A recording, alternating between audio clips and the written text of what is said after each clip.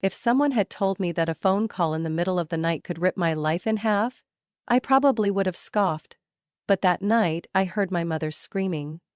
A scream that haunted me for years to come. In just a few fleeting minutes, the world I cherished was blown away like ashes in a storm. And from that moment on, I was never an innocent child again. My name is Ava Bennett. I grew up in a small teal-colored house in the suburbs of Savannah, Georgia. My family wasn't wealthy, but we had everything that mattered most. Love, laughter, and dreams growing bigger every day. My father, Matthew Bennett, was the greatest man I ever knew. Starting with nothing, he founded Bennett Freight Services with just 3 battered old trucks. I still remember the days he came home, his jacket stained with grease, his eyes sparkling with pride, after fixing a broken engine himself. My mother, Clare, worked as a manager at a small cafe in town. She often complained about the hard work, but whenever she looked at my father's smile, she would quietly return one of her own. I loved that simple life. The cozy family dinners, evening walks under sprawling oak trees at the park, and most of all, our weekend ice cream trips. A tradition my father never missed, no matter how busy he was.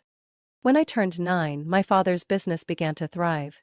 He secured a major contract transporting goods for a regional supermarket chain. Within a year we moved into a brand new 2-story house, complete with a sprawling backyard and a small bridge over a sparkling pond. That was when I finally had my own room. I painted it lavender, strung fairy lights across the ceiling and plastered the walls with drawings I made myself. The massive bookshelf my father built still bore small scratches from my clumsy decorating. My mother soon quit her job, just as she had always promised. She said she could finally become a real housewife, caring for the family she had long dreamed of. But instead, she gradually disappeared. From our dinners, our evenings, the little moments we once shared, she was always busy. At the salon, out shopping, meeting friends, buying luxurious things our family didn't truly need. Still, my father never let me feel alone. Every Sunday, without fail, he took me out for ice cream, sitting for hours just to listen to me ramble about math homework, school friends, or whatever nonsense seemed vital to me at the time. In his eyes, nothing about me was ever trivial. He made me feel like I was his whole world. I remember so vividly the last afternoon we spent together. It was a sunny day, the breeze light and cool. We sat on our familiar park bench, each holding a cone of ice cream. My father laughed while telling me about a rushed delivery he had to cover for a sick driver. "Can I come with you, Dad?" I chirped excitedly, eyes shining. He chuckled, ruffling my hair, his voice low and warm. "Not this time, Princess. It's a long overnight haul, but I promise I'll be back before you know it." I hugged him tightly that night before bed, whispering, "I love you, Dad." I had no idea it would be the last time I ever said those words to him. The next morning, before dawn, I heard his truck engine rumble to life and fade into the mist. I lay in bed, pulling the covers over my head, a vague gnawing fear curling in my chest. At exactly 2:38 a.m., the phone shattered the silence. I heard my mother's blood-curdling scream and shot up in bed. There was the sound of something crashing, her wails tearing through the house. I ran out of my room, my heart hammering. What happened after is a blur. Police officers. Flashing red lights. Muted whispers. Head-on collision. Died instantly. Didn't feel a thing. My mother collapsed on the couch, sobbing violently. I stood frozen in the center of the living room, numb and shivering.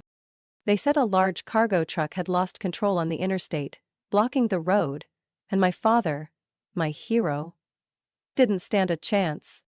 The day of his funeral, a light drizzle fell.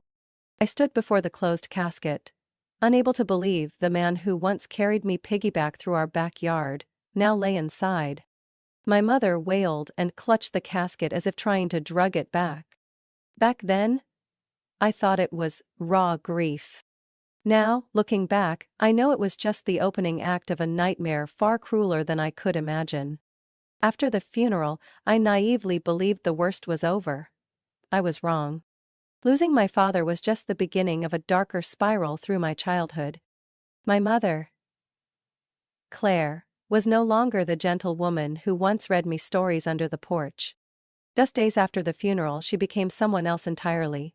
Cold, sharp, and greedily unrecognizable. I vividly remember that first afternoon after burying my father. She spent hours on the phone, her voice steely and metallic. "I'm the sole heir. That's right, all the shares of Bennett Freight Services now belong to me," she said, loudly into the phone, not even bothering to lower her voice, though I sat quietly nearby, doing homework. I looked up, heart pounding. My father's company, his blood, sweat, and dreams, now belonged to someone who neither understood nor cared about his legacy. Within 2 weeks, my mother fired the entire old management team. People who had been loyal to my father, who had once treated our family like their own. No thank yous, no second thoughts. In their place, she hired a pack of so-called consultants, men in sharp suits and flashy cars, whose mouths spewed nothing but hollow buzzwords. "We're going to restructure the entire business model," one bald man, who called himself the strategy director, announced loudly in the living room, the same room where my father once fixed shipping logs late into the night.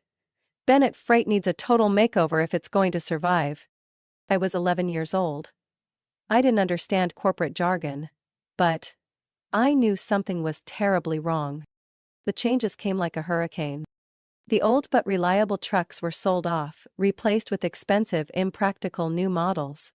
The stable routes my father had spent years building were uprooted.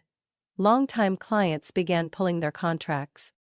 I overheard heated phone calls, angry customers demanding explanations, truckers furious over pay cuts and brutal schedules.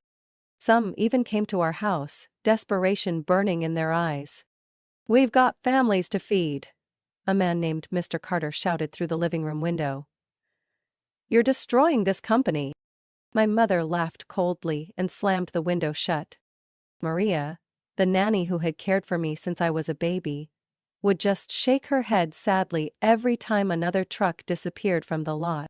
"Your daddy must be heartbroken watching from heaven, Ava," she whispered once, folding my clothes. I didn't answer. I couldn't. A lump of grief choked my throat. Only 6 months after my father's death, Bennett Freight Services, once the backbone of regional transportation, was crumbling.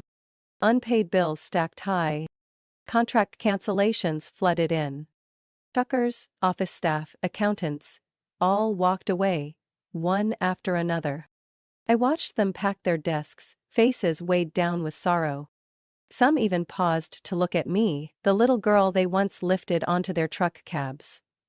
Their eyes filled with silent regret.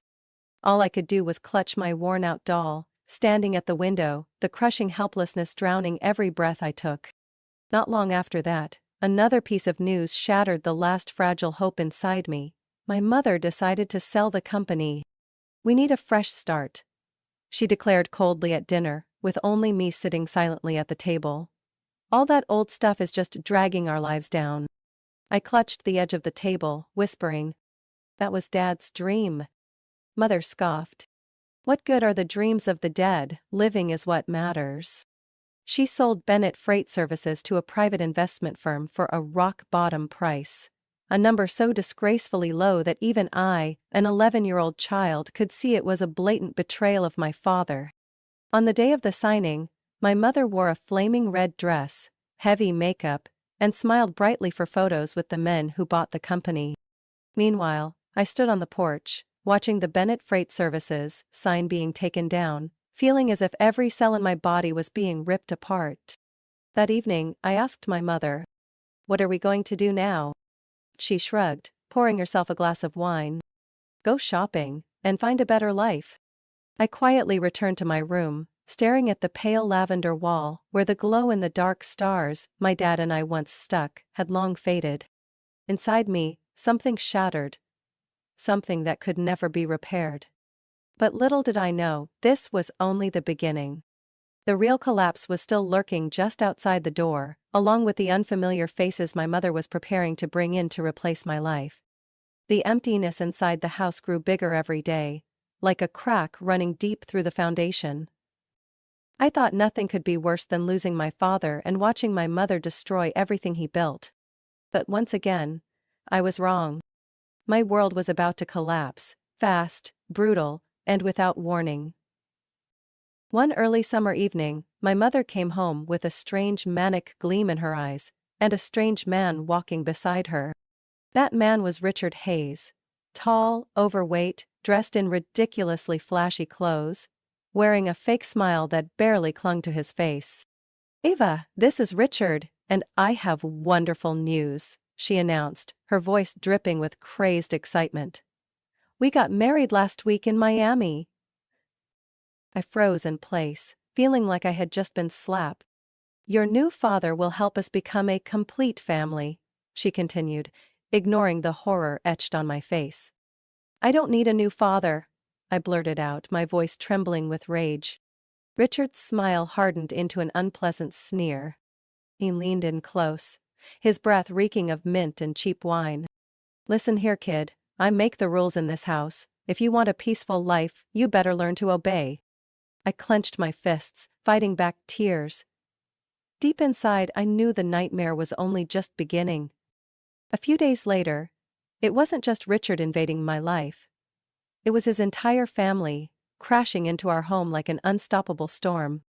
Gloria Hayes, Richard's mother, a scowling woman whose eyes picked apart everything she saw. Janet Hay, his sister, shameless and snide, glaring at me like I was a blemish on their perfect world. And worst of all, Madison, Janet's 12-year-old daughter, always strutting around like a princess, treating me like a servant. Within a week, the house I grew up in became unrecognizable.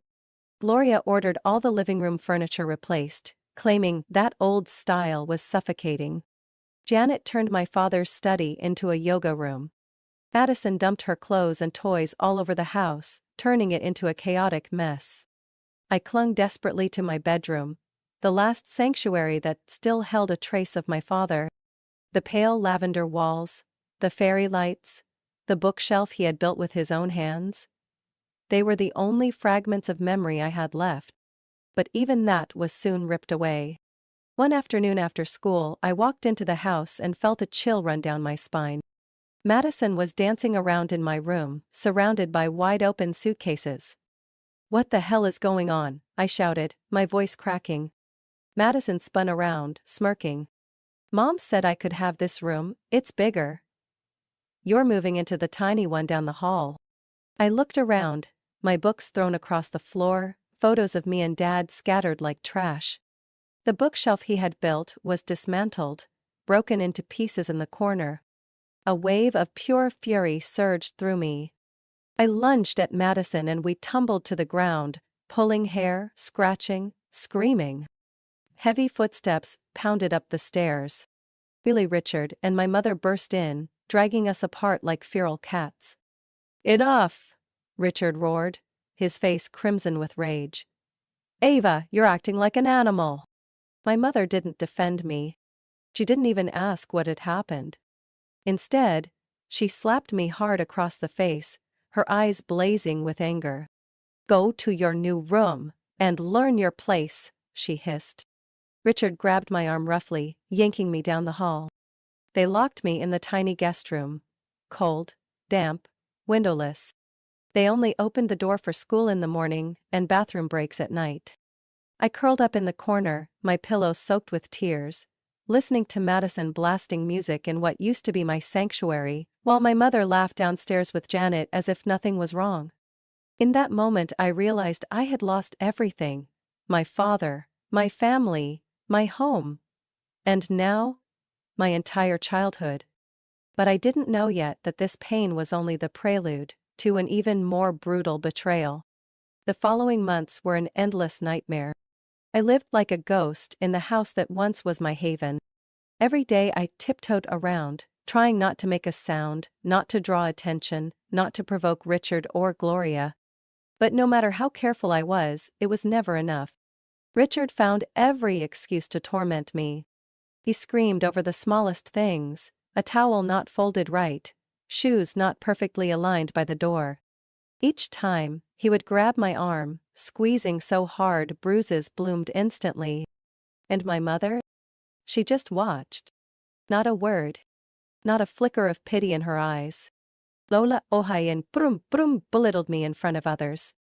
That girl has bad blood, Gloria said loudly every time guests were around. Born from lowly roots, completely impossible to educate. As for Madison, spoiled like a princess by her mother and grandmother, she grew crueler by the day. She hid my school books, smeared glue on my chair, and once even poured soapy water into my sneakers. I used to believe that if I endured long enough, they would change, that my mother would come to her senses. But one night, I realized just how naive I had been. It was a rainy Saturday night. I couldn't sleep, curled up in my dark, cage-like room.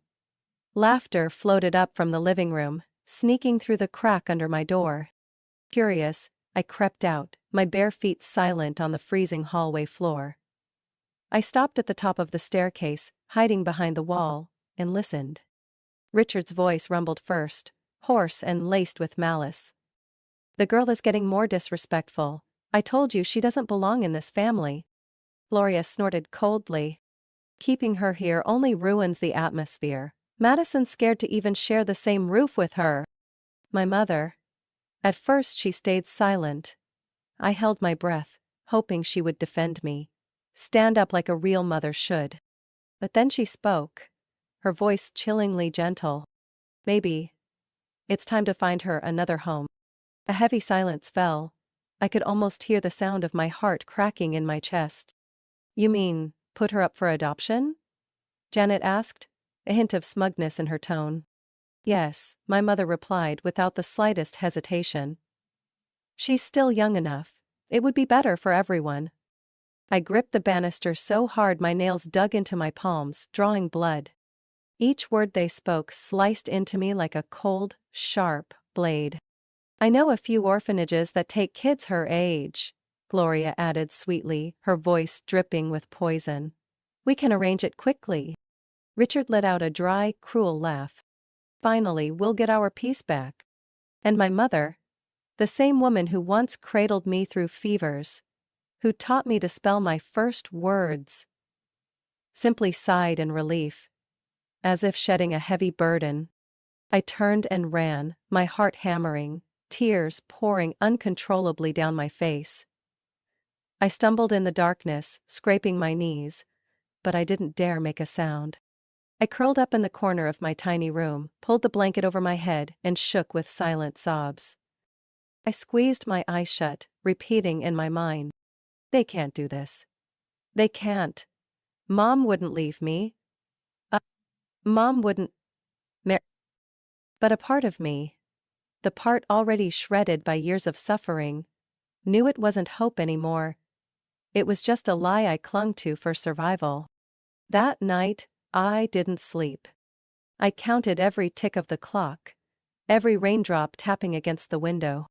Each sound was a death knell for the last fragile pieces of my heart. I swore to myself, if they truly intended to throw me away like some broken thing, I wouldn't let it happen easily. I would fight, even if I had only a shred of strength left, even if the whole world turned its back on me. Because I had already lost my father. I had already lost my home. I would not let them take away the last remnants of my dignity. My 13th birthday arrived under a suffocating, gloomy cloud. No birthday cake, no balloons, no friends gathered in laughter like before.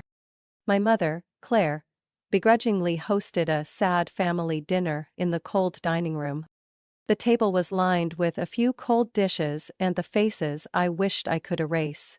Richard, Gloria, Janet, and Madison. I sat there, arms folded tightly, throat choked. Deep down, I knew, today would not be an ordinary day. The doorbell rang, slicing through the heavy air. I held my breath. And then I saw Uncle Ethan and Aunt Lauren, my father's brother and his wife, walk through the door. Uncle Ethan was still tall, wiry but steady, with sorrow weighing heavily in his eyes. Aunt Lauren wore a deep blue coat, clutching a small gift wrapped in shimmering silver paper. When she saw me, she smiled softly. The only genuine smile I'd seen in months. "Happy birthday, Ava," Uncle Ethan said, pulling me into a gentle hug. I nearly broke down right then in his arms. But that fragile joy lasted only a fleeting moment. My mother stood up, the screech of her chair harsh and jarring. She cleared her throat, her eyes darting away from mine, as if I were some burden she couldn't shed fast enough. "I'm glad you both came," she began, her voice syrupy and fake. "Actually, there's something important I need to discuss." The room instantly grew colder. I felt my heart pounding against my ribs, each beat louder than the last. "Ava no longer fits into our new life," my mother continued, speaking of me as if I were an outdated piece of furniture. "Our family needs peace and she's just too difficult." I stared at her. No shame, no hesitation. "I think," she said, glancing quickly at Uncle Ethan and Aunt Lauren, "since you don't have children, maybe you'd like to adopt Ava." That sentence, in that moment, pierced me like a velvet-wrapped dagger. On my birthday, a day every child dreams of feeling loved, my own mother was discarding me like defective merchandise. The entire room went dead silent. Madison smirked. Richard crossed his legs, tapping his fingers on his knee. Gloria watched me like she was waiting for me to break down and beg. I didn't mind. I just stared at my mother, the woman who once held me during thunderstorms, and silently asked, "Who are you? When did you become so heartless?" A loud crash echoed as Uncle Ethan shoved his chair back, knocking it over. "We're taking Ava home," Uncle Ethan said, his voice full of a fury I had never heard before. "And let me make this clear, Claire. You're no longer her mother from this moment on." Aunt Lauren quickly wrapped her arm around my shoulders, whispering, "It's okay, sweetheart, we're taking you home." My mother crossed her arms and shrugged. "Fine, one less burden." No goodbye hug. No apology. Not even a backward glance. Richard lifted his wineglass and clinked it lightly with Gloria and Janet, as if sealing a successful business deal. I stood up, holding my head as high as I could, clutching tightly the small gift Aunt Lauren had brought me. The last remnant of my pride. Before stepping out the door, I heard Madison's mocking voice behind me. "That nose officially mine now?" Her and Janet's giggles echoed down the hallway, sharp and cold as blades slicing into every inch of me. Uncle Ethan took my hand and led me through the hallway and out to the front yard.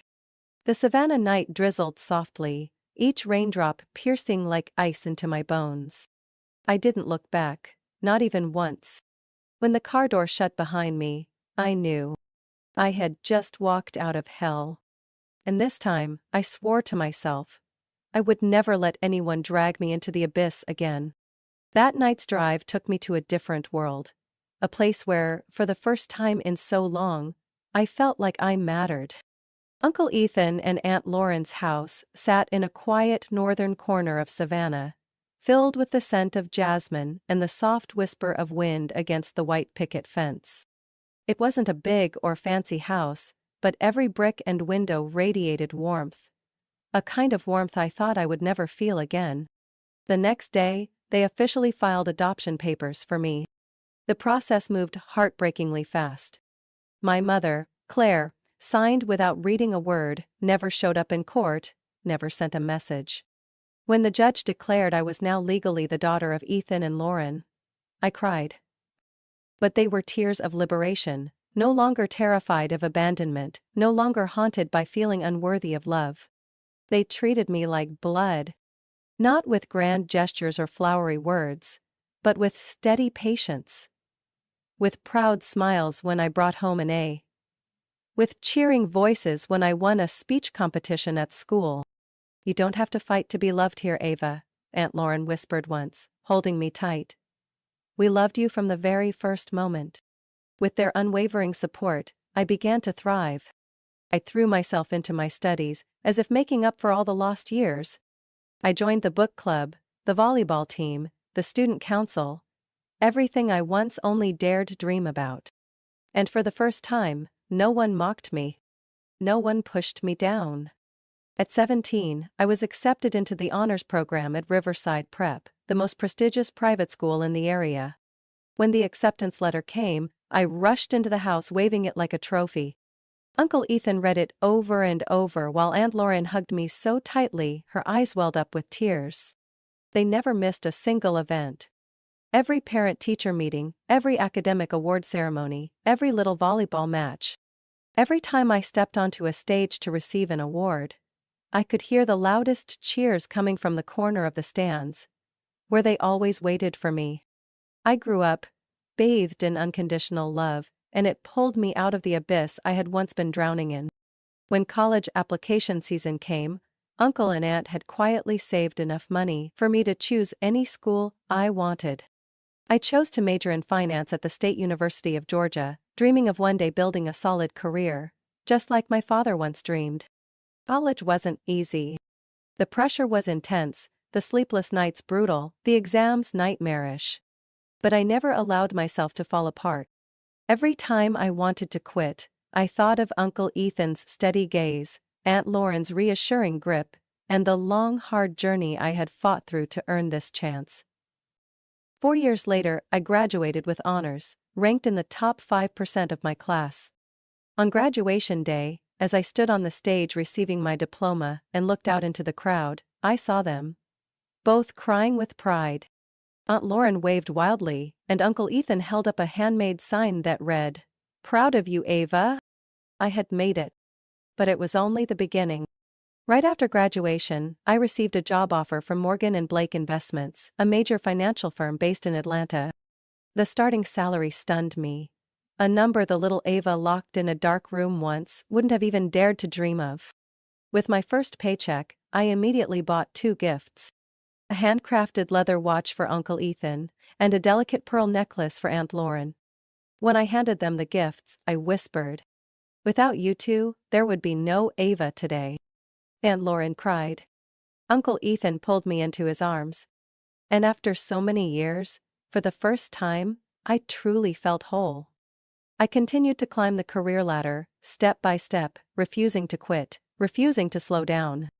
Each promotion, each achievement, was a silent answer to those who once treated me like a burden, who had coldly thrown me away. I didn't just survive. I lived. And I lived brilliantly. But I didn't know yet that a ghost from my past was quietly finding a way back into my life. Just when I thought I had finally found happiness. My life entered a whole new chapter at 25. The year I got engaged to the most wonderful man I had ever met. Daniel Carter. A young, talented attorney, with a warm smile and eyes full of unwavering trust. We met at a financial seminar in Atlanta, and from that very first day, I knew he was the one I would build my future with. Daniel proposed on a quiet beach at Hilton Head Island, under a blazing red sunset. When he knelt down, hands trembling, holding out the ring, I cried and said yes before he could even finish asking. In the months that followed, Aunt Lauren and I threw ourselves into wedding planning. We chose to hold the ceremony at Meadowbrook Estate, a historic estate covered in lush greenery and wildflowers blooming along every path. Everything unfolded perfectly, filled with laughter and overwhelming joy. Until a name from the past suddenly reappeared, dragging with it a storm I never saw coming. One evening while I was sitting with Aunt Lauren working on the guest list, my phone buzzed. A Facebook message from a stranger. "Dearest Ava. It's Mom. I heard you're getting married. I miss you so much. We've lost too much time already. Please give me a chance to be part of your special day. I've changed. I love you very much." My hand froze, my eyes glued to the screen, as if it had turned into a venomous snake. I didn't need to ask who Mom was. Clare. Rage and nausea surged simultaneously. The woman who had coldly thrown me out of her house on my 13th birthday, now sending me sweet, fake words? I handed the phone to Aunt Lauren. She read it quickly, her face turning cold. I saw her at the market yesterday, Aunt Lauren said softly. She didn't even ask about you. But when I mentioned you're getting married and how successful you've become, her face changed immediately. I gripped my pen tightly, my knuckles turning white. And there's more, Aunt Lauren continued, her voice low and heavy. I heard Madison. She got pregnant at 19. Her husband's no good, unemployed. Their whole family is drowning in debt. I let out a dry, hollow laugh. Of course, it wasn't because they missed me. It wasn't because they loved me. It was because they smelled money. I picked up my phone, typing each word like a knife. Claire, let me be clear. You are not my mother. You lost that right long ago. Huh? The night you gave me away like discarded trash. I have a real family now. They chose me, loved me unconditionally, something you never did. Don't contact me again. I don't want to see you at my wedding. Ever. I hit send, then blocked her. No hesitation. No regret. I sat still for a few moments, feeling something lift from my heart, like shedding an invisible chain that had bound me for years. It was over. Decisively. No more lingering hopes. No more delusions that someday she might truly regret it and love me like a real mother. That night, Daniel held me close and whispered, I'm proud of you, Ava. Not because you're strong, but because you chose yourself. I rested my head against his shoulder, and for the first time in so long I felt completely at peace. But I didn't know yet. Claire wasn't the type to give up so easily. She would bring her entire broken family to the gates of my wedding, creating a scene I could never have imagined. My wedding day unfolded beneath a perfect, brilliant blue sky, as if the universe itself was blessing a new beginning. Meadowbrook Estate was bathed in sunlight, wildflowers blooming brightly along the stone paths, and soft music floating from a small string quartet in the garden corner. The air carried the sweet scent of lavender, drifting gently in the breeze. I stood in the bridal room, wearing a pure white gown, simple yet elegant, carefully chosen with Aunt Lauren during those joyful, busy days. Aunt Lauren squeezed my hand, her eyes shimmering with tears. You're incredible, Ava. You've overcome so much to stand here today. I smiled, feeling my heart pound, but no longer with fear. No more anxiety. No more bleeding wounds. A soft knock at the door. Uncle Ethan peeked in, his face brimming with pride. Ready, princess? I nodded, tears glistening in my eyes. Not out of sadness, but because I knew I was truly, unconditionally loved. I looped my arm through his. The man who had walked every painful step with me. Who had lifted me up every time I stumbled. And we stepped out. The music swelled. Everyone stood, turning to watch. At the end of the white-carpeted aisle, Daniel stood waiting, dressed in a silver-gray suit, his eyes lighting up the moment he saw me. Every step I took toward him was a step away from the darkness of my past.